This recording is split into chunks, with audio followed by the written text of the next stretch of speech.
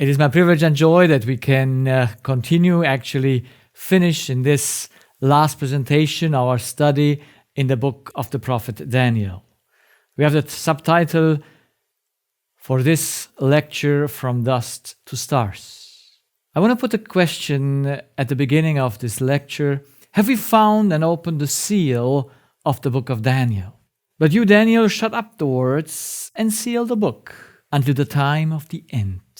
Many shall run to and fro, and knowledge shall increase.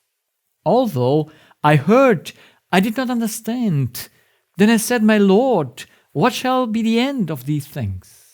And he said, Go your way, Daniel, for the words are closed up and sealed till the time of the end. Many shall be purified, made white, and refined. But the wicked shall do wickedly, and none of the wicked shall understand, but the wise shall understand.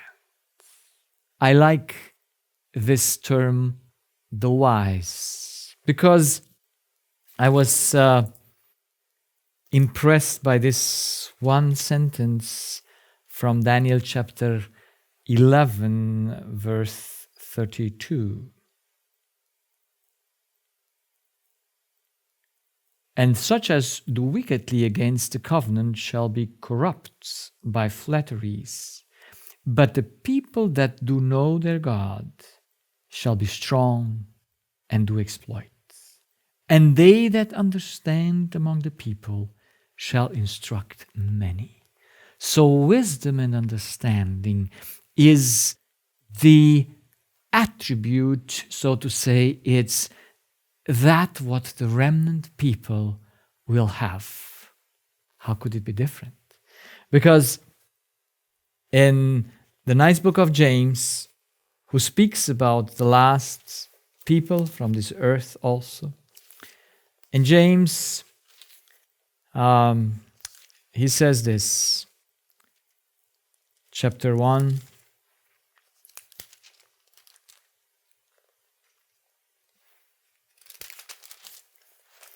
verse 5. It's in the context of, My brethren, count it all joy when you fall into diverse temptation. In verse 5, if any of you lack wisdom, let him ask of God, that giveth to all men liberally, and upbraideth not, and it shall be given him. So it's all about wisdom. It's about knowing the things. So do you know the seal by which this book was sealed, so that you can unseal it and find the wisdom there, which of course is not for you, but for the purpose to finish the work. It is about a battle in Daniel and in the whole Bible, and its outcome. Who decides the outcome? Certainly, we are living in a very difficult time. And I believe it might be that the end times, the last part of the end times has just begun. And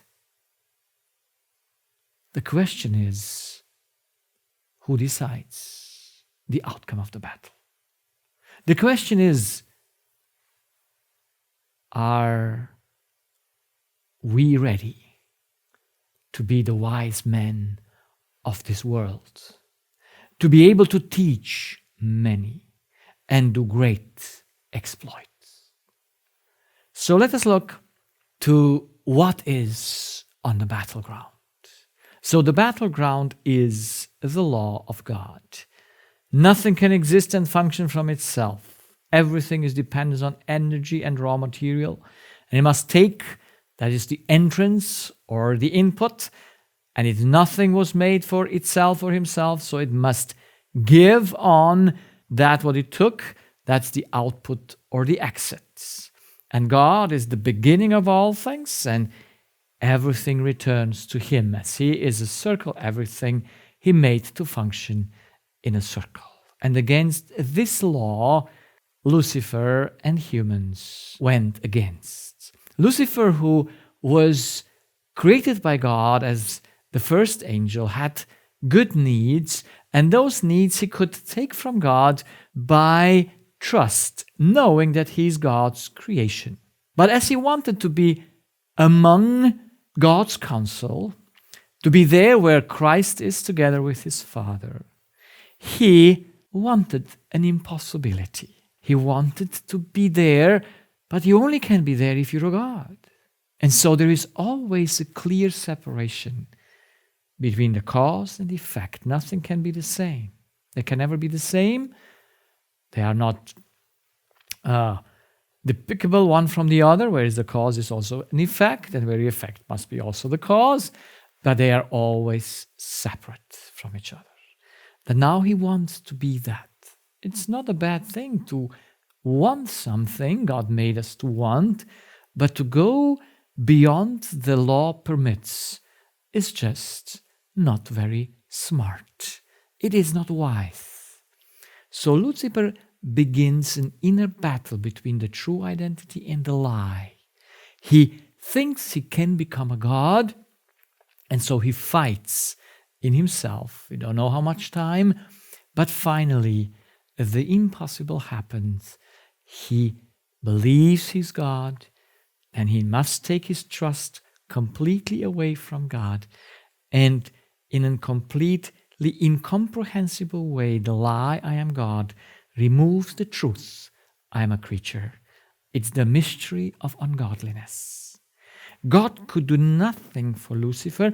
He gave him reason so that he does not go where he cannot go.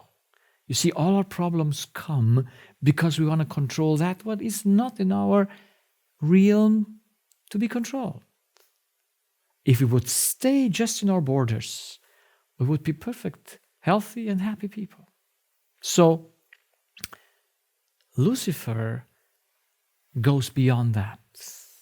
And so he can only go into that place to want to become God, putting aside the greatest tool that God gave a spirit, that is reason. He had to put his reason away. He had to fight in a terrible battle in himself against his own reason. God could do nothing for him because he gave us the tool of reason, and if he put it away, no one can understand. And so Adam and Eve fell into the same temptation. Lucifer brought them there to want something that is, so to say, not in their realm of knowledge. Eve wants to know more. Then God says, this is good to not know.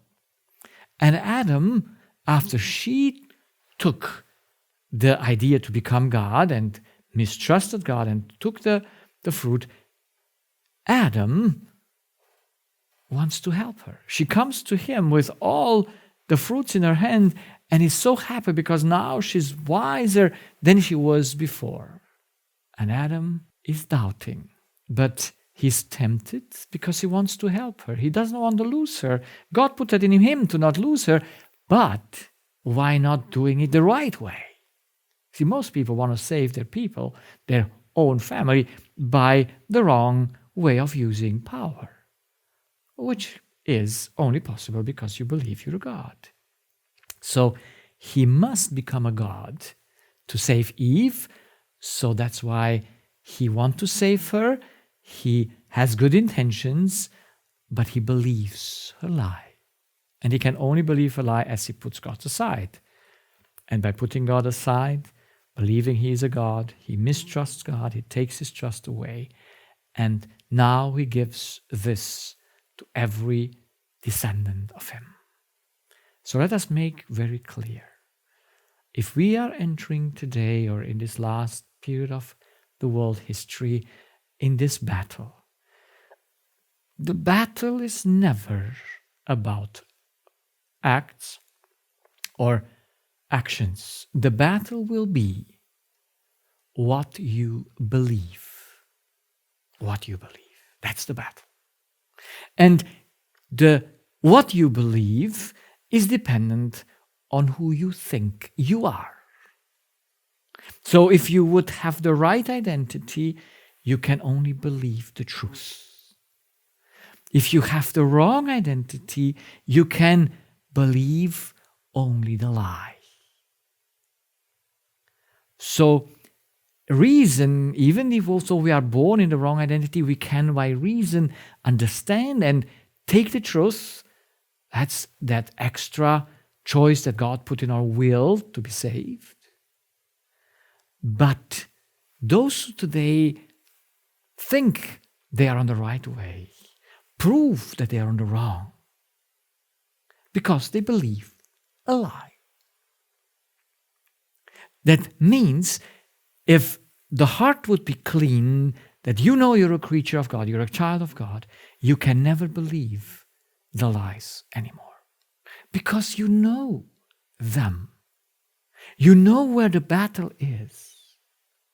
So whoever shows belief, faith in a lie proves that his heart is not clean. So I hope to find that, and we will speak more about that in other presentations as the time now requires a clear understanding of the law and the truth. So Adam changing his nature, all his decisions now are wrong and unfree. He must be a prisoner of the devil. So both are separating themselves from God, both have an experience and change their inner identity, believing now they're a God. But Adam has a way out, while Lucifer has no way out, because in him sin or the self-deception came slowly against the full knowledge of God's love. And God cannot come to you except through reason, because love never forces anything. It brings a consequence, but it never forces reason to act. So if you put that reason away, God cannot help.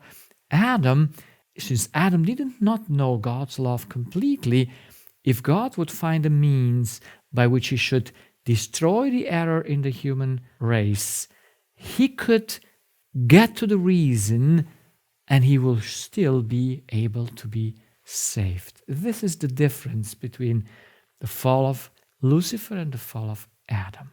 But even in this end time, the battle will go there, that you will either have people completely like Lucifer, that is, they have put their reason completely away, they are wicked and they're unwise. Like Isaiah already said, the wicked have no peace. They're unwise. But those of the remnant of God will have a complete conscience of who they are. So they will be completely settled in the truth. This is bringing the battle to an end. You will have people on earth who will be completely like Lucifer, putting aside reason. And you will have people in which reason has come back to be the king in their life. Their reason is under God. And so they can teach and act wisely. And God needs these people in order to finish the battle. The battle started 6,000 years ago, and it will go for 7,000 years as a total. It started with Adam's separation from God, and it comes to the end where Jesus comes the third time and brings the final judgment. But we are not yet there. Between Adam's separation and the second coming of Christ, there must be made a work of conviction of reason that can be done only through a Redeemer who destroys the selfish nature, who destroys the error, and the people that prove that they follow their Savior. God needs these people. And he starts with Enoch, the first to represent the last, because he went to heaven without seeing death. Then comes Noah, Abraham, the 12 tribes, the light of the world, the 12 apostles. They should be the light of the world. and God will finish it with the 144,000. When he told to Abraham, you will be a blessing to all the nations, this will be the fulfillment of that. And so that's why the great task is in the book of Daniel for wisdom and understanding. The dragon, of course, Lucifer, fights through this whole 6,000 years to keep his born, we're all born in his kingdom, to keep them back, to keep him bound to himself. And that's why that's the battle. It's an inner battle, what you believe. And so in Daniel, we find that his visions go from his time to the end, and he brings out the details of the battle, but he prepares the people for the end battle. Because in the end battle, his people must be the most wise people of the earth. So the book of Daniel is a fantastic book that shows that. And we certainly reached and have and are probably in the last days of this world's history. I am not sure. I pray to God he should give us more time, because I see that we are not prepared yet to fulfill the task. But this is only my human understanding. But if the things go on like they have started at the beginning of this year, then for sure we have just a few short months and years on this earth until we have to finish the battle in victory. Let's see the visions of Daniel and make a conclusion of them. We see in the first chapter 2, that's the statue, and that decreases in value. Then we have chapter 7, the 4 beasts, and then the little horn, and here we see an increasing of violence. And then we see the ram and the he-goat, and they fight, and we know then out of the he-goat comes a little horn, and then that's a spiritual battle, a spiritual character of the battle is shown up in Daniel 8. And then from 9 to 12, we have the vision where Christ is above the water and gives Daniel the vision of the end time. We don't see the vision, but we find the explanation that Gabriel gives him about the kings that are following and bringing the battle to an end. And it's all about God's people who are in the center. In the second chapter, it's the stone that comes down and destroys the whole thing. And in chapter 7, we have the Ancients of Days and the Son of Man and the saints of the Most High. So everything turns around this people of God, if they fulfill their task or not, because they were called for a purpose.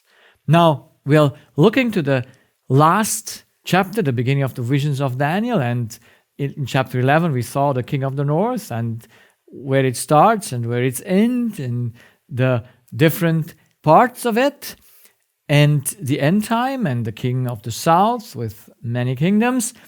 And now we can see an overview of the timelines that are shown in Daniel. Those are the 2,300 years that starts in 457 before Christ.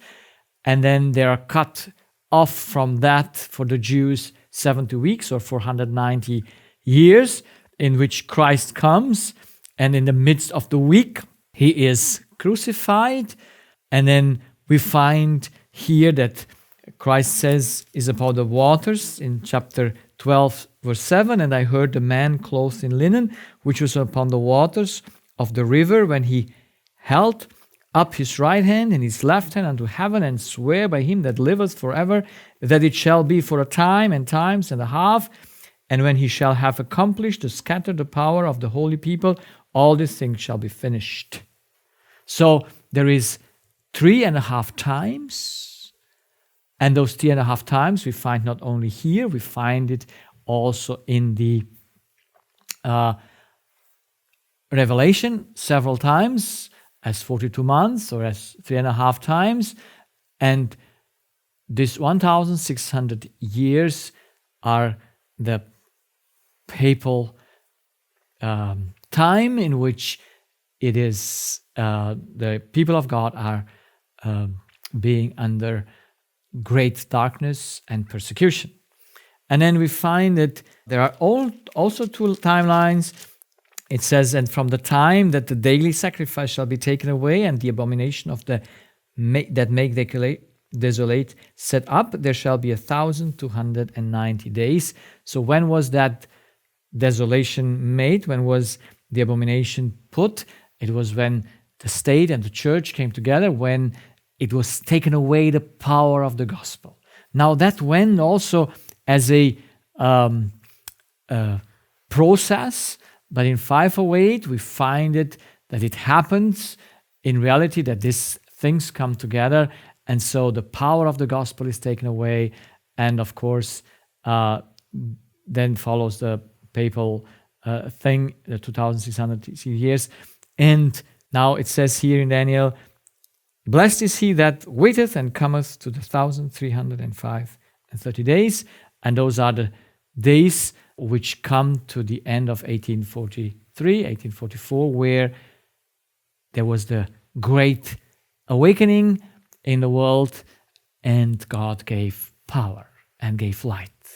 But they didn't follow on the light, and so we come into this time of darkness again. There was the time of Philadelphia where they were very eager, and God said, okay, it's very nice.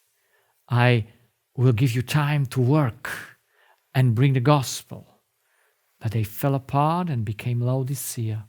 And as becoming Laodicea, now we have a similar time, a similar situation as the Jewish were in their own city in Jerusalem.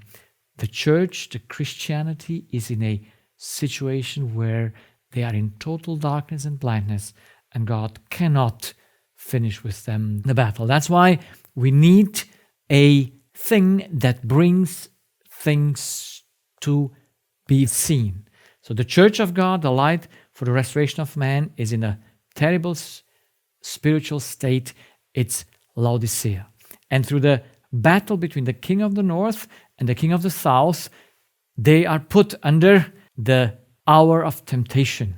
And in this hour of temptation, there is a sifting, a cleansing, not an internal cleansing. That must have taken place before. It is a sifting, it's a cleansing that separates the chaff from the wheat.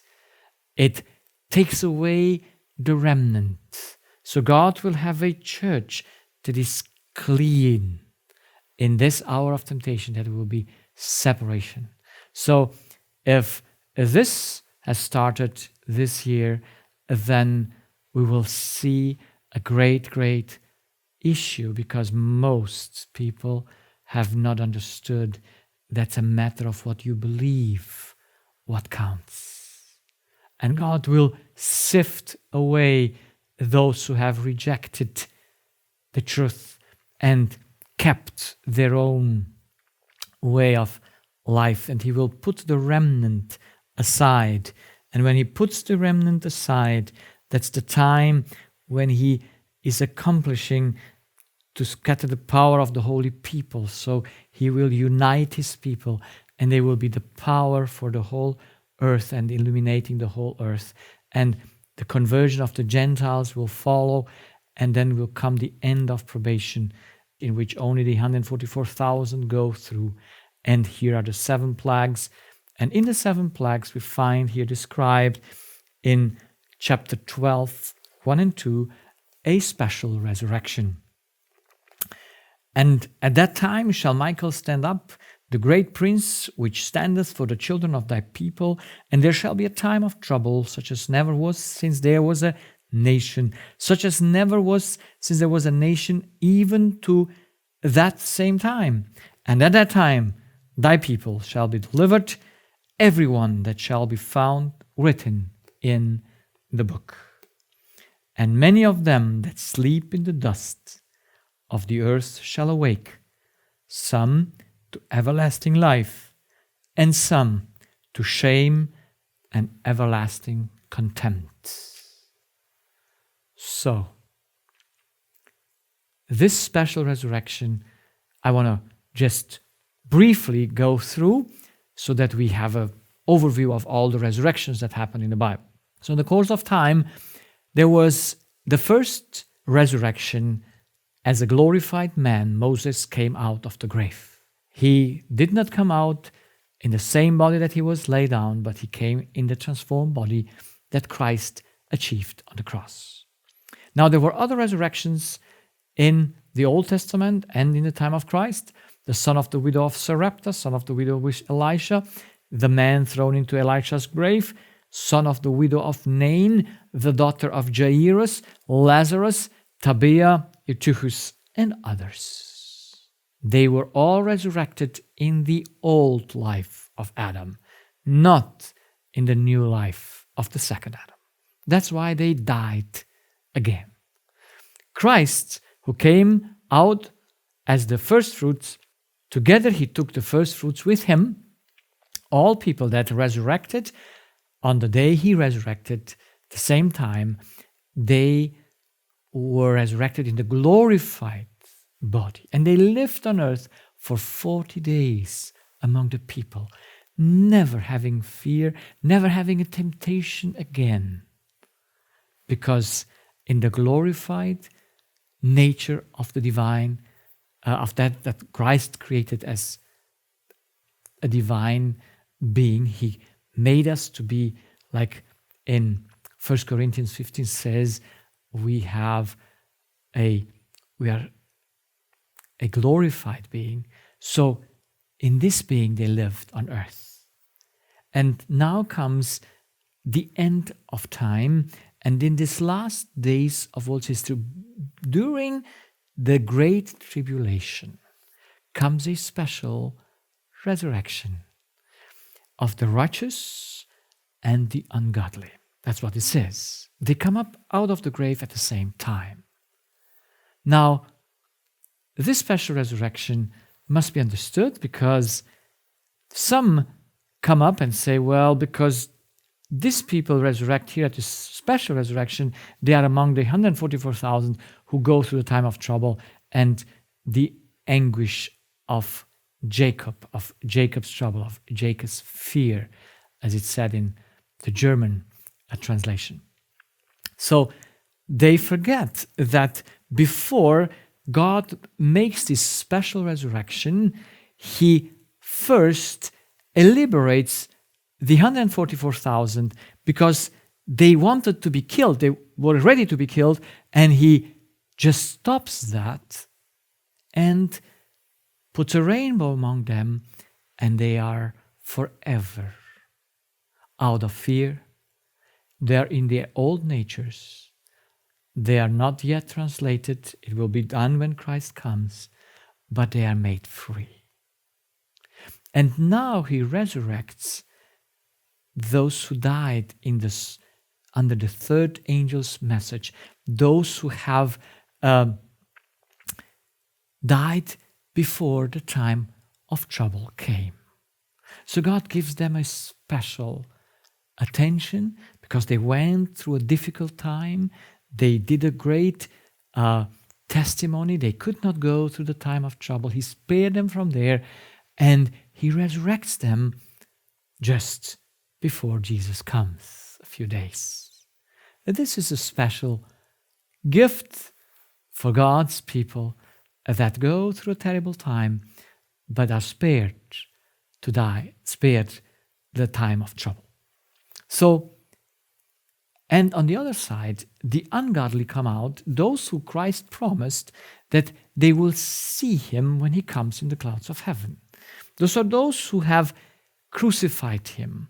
Those are the high priests among those people, those who have shouted, crucify him, those who Pilate and all other enemies during the whole time, the special enemies of God, and they are resurrected to see Christ coming as King, to see whom they have crucified, to see against whom they have fought. And I don't think it's a pleasant thing for them this resurrection, but it must be because God has promised it to them. So then when Jesus Christ comes, he will resurrect all righteous men from Adam, and they will all come out glorified, never to die again, or the possibility. They have the whole being, they are like Christ. And so then happens the millennium where all people are dead on earth, only the devil is alive, and then comes the third coming of Christ where he will resurrect all unrighteous from Cain on, and they will come out of their graves like they died, and they will find the final judgment, and when they agree to the judgment, God will destroy them in the lake of fire. He will destroy the root and its branches, as the Bible says, and nothing will remain over. It will not be a hell for all the time. So, coming back to Daniel, we will see, I think, the key for understanding what is God's people going through in the end time is found in chapter 1 to 6. These 6 chapters explain, according to my understanding, the time of the people of the end. So in chapter 1, we find that prisoners from Judah are taken to Babel. These are the remnant, because Judah was unfaithful. God had to bring the judgments upon them. You can call it the sifting, the separation. Here the people must die in the war, but those who are faithful are taken captives to Babel. And of course, there in Babel, in first chapter, they are put to the test. So, in our days, if by the events that happen today, we start the sifting process, then God will separate the wheat from the chaff. And those who come out of that experience, which I call out of the sifting, will go through an experience that I call the Gethsemane experience. That is, you have escaped death. You have escaped to be sifted out from God's people. But now, you must come to an experience in which you prove your faithfulness to God. And these are symbolized in the first chapter when Daniel and his friends, even with death, they stand loyal to God. It's a test on food. It might be said it's like the test of Eve and Adam. It's a test in which their lives are in danger. But they go through this experience in Gethsemane. In Gethsemane, the experience of Christ was, can I trust my Father even though I don't know the outcome? Can I trust my Father when everything in the world is crying and dying and is war? Can I trust my God and can stand up for the truth? That's a strong experience that Christ had to go through and that we have to go through in this time in which we are right now. Then comes chapter 2 with the dream of Nebuchadnezzar, and this people who have passed the first test are put now in the center. The special prisoners at the court of the king of Babylon are put in the center. They are the faithful remnant.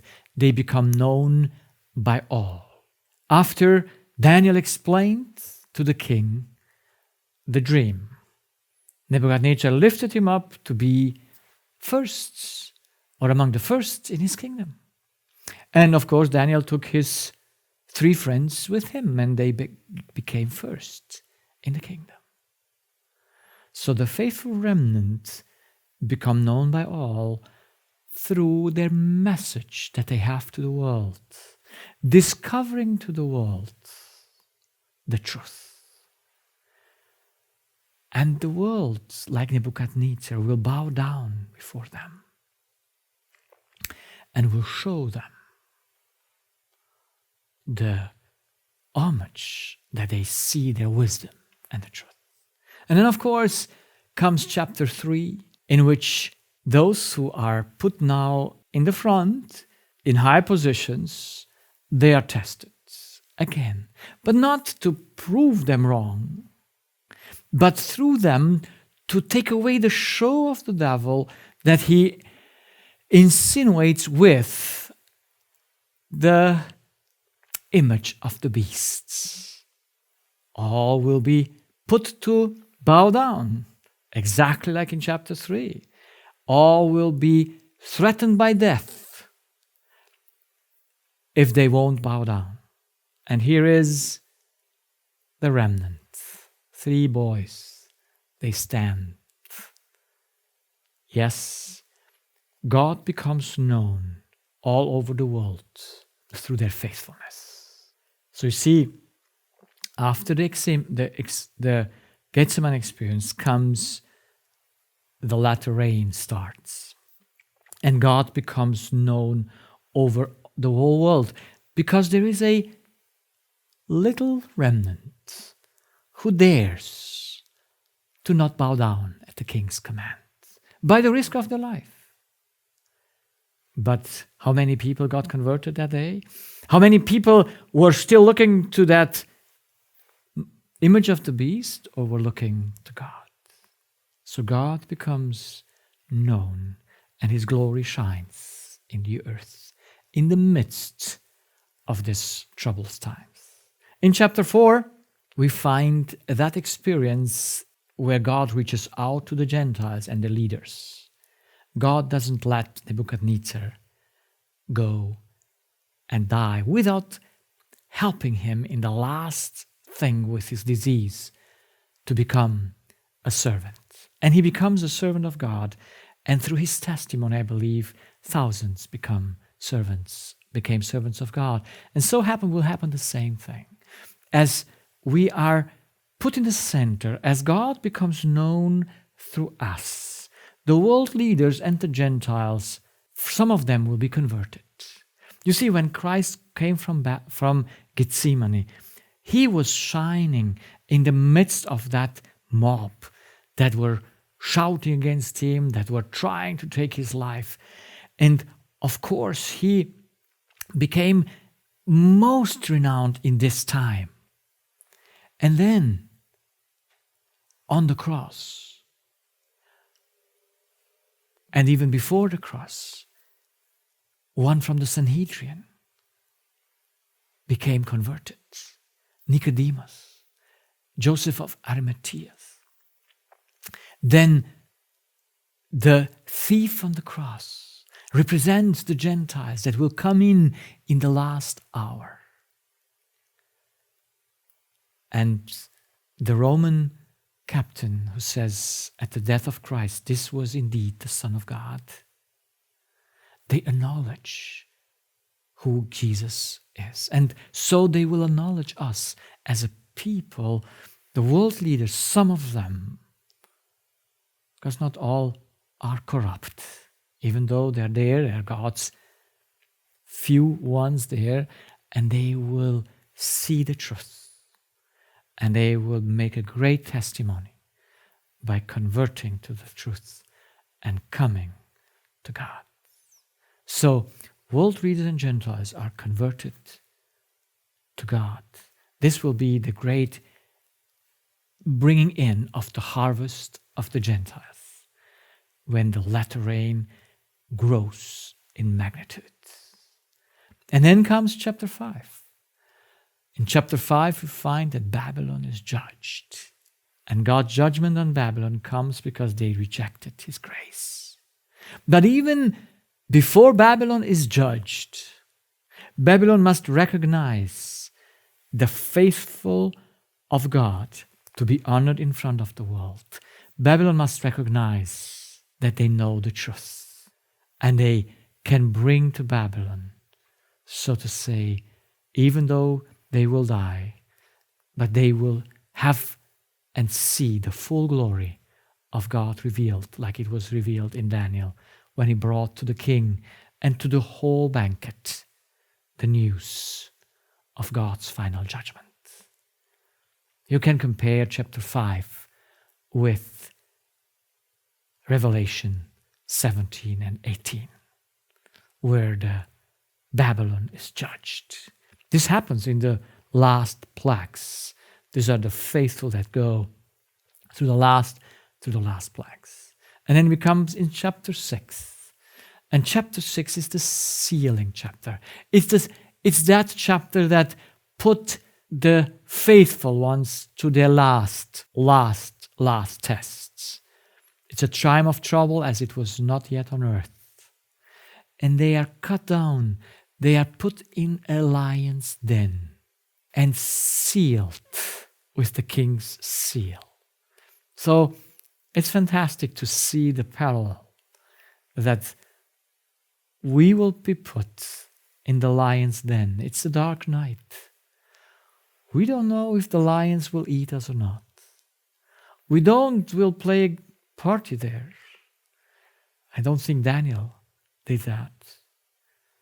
The lions might have went around but the angel of the Lord was there and kept him. In the same way, the angel of the Lord will keep all the seal of the king. And all the seal of the king, even though they don't know the outcome. They are in total security. Not even a hair will fall down because all of them are counted by God. What a great, great thing is this. So, is the key of understanding the wisdom in chapter 1 to 6?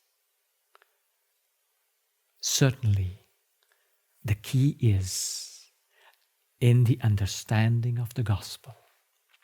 The key is in understanding our job,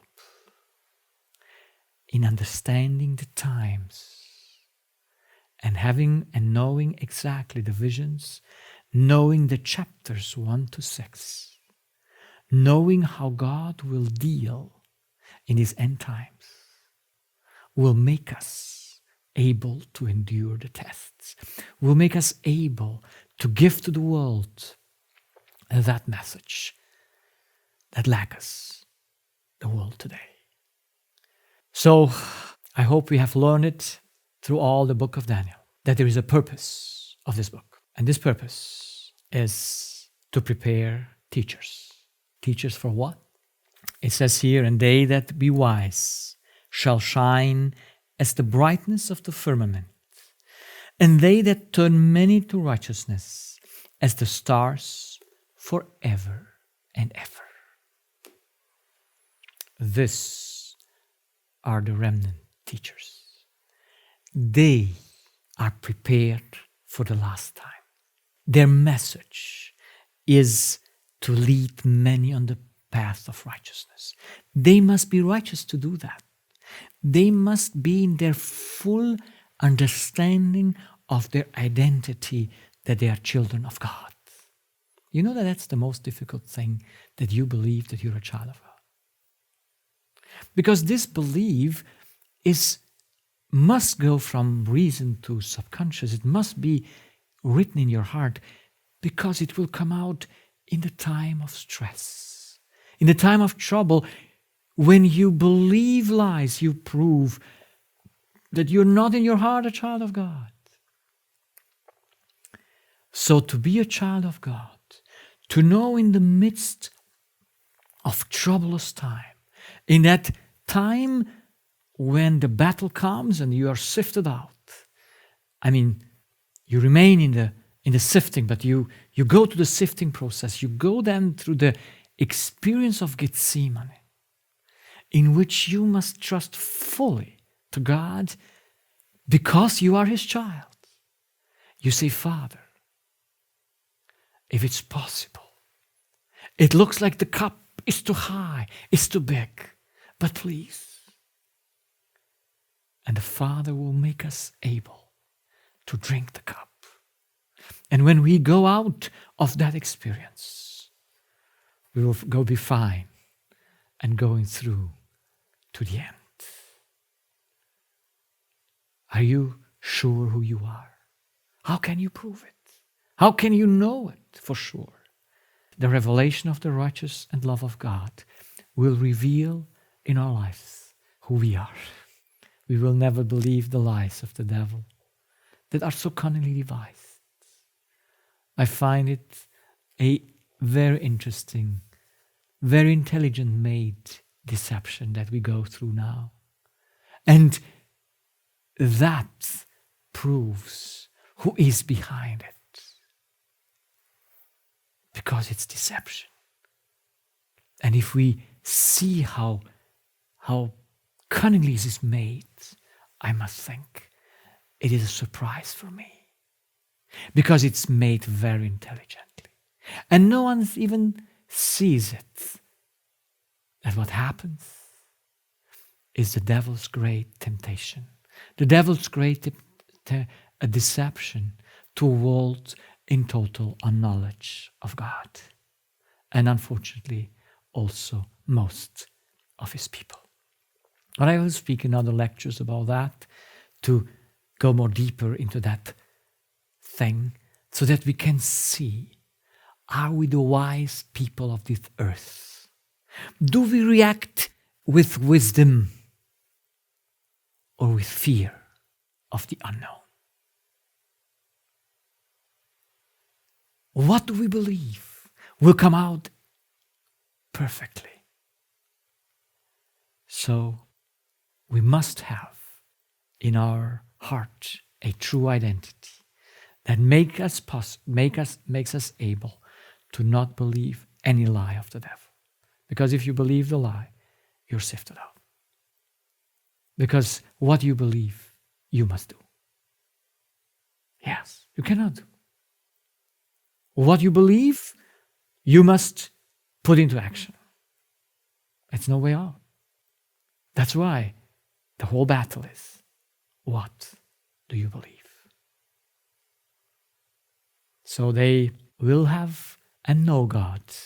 They that know their God shall be strong and do great exploits. And what is their power? Yes, it's the Holy Spirit, but the Holy Spirit is the Spirit of the law. They will be total selfless, and they will know how to make a difference. They will be used, like the Hebrew says it in Hebrew 5. These people will be educated people. They will know in their mind. Let us therefore come boldly. Verse 14, chapter 5. But strong meat belongeth to them that are of full age, even those who by reason of use have their senses exercised to discern both good and evil. And if you think that's easy to do, Paul knows, inspired by the Holy Spirit, that it's the adults. But strong meat belongs to them that are full age. It's the adults. You will not go through this time of trouble as a leader, as the one that has to teach others, if you have not, by reason, exercised to have a clear discernment between good and evil. And you can have that only if you know the law. This will make the whole difference between the wise one and the unwise. Because between the wise virgins and the unwise and foolish virgins. They're all Christians, but it will come out who know their God and who will be able to teach. Would you like to be among them? Yes, I want to be among them, even though I know in my own strength there is nothing, and no one will stand in his own strength because he has none of his. but in the strength of our divine teacher, of the one that has went before us. All of us who stick to him, who become through his identity the children of God, will make their way and will do their job and will accomplish the task that God waits so long to have a people to do their job. Will you be found faithful to do your job? I want to. By God's grace, let us be among them. Amen.